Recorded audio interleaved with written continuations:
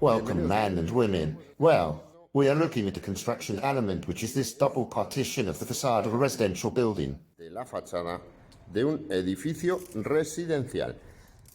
You can see that it has a double partition wall made of biscuit type-facing brick. Tipo galletero. This is what they usually call it, cookie maker, and you can see that this partition is about 26 cm wide. Inside, in the rooms, what they have is the interior partition wall with plaster, and there were some with goulet and others without goulet. Y otros sin gotele.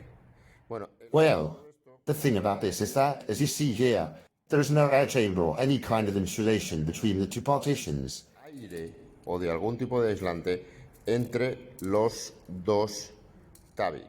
And this is very typical in Spain in the late 60s, early 70s. Finales de los 60, principios de los 70, porque ya en los 80 empezaron a... Because they started installing air chambers in the 80s. Then, inside the air chamber, which is aired between two partitions, they began to place the blanket, which was fiberglass. And then they started putting polyurethane.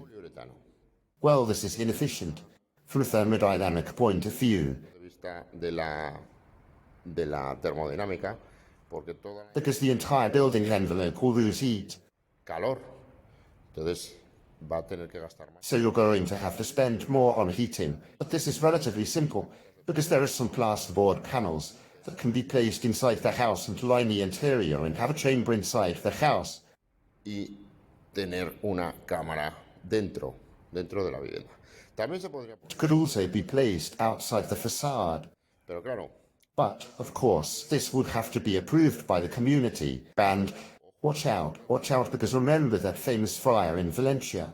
And well, everything that has happened in England, London, etc. Buildings that were covered with insulated aluminum sheets, but were not fireproof.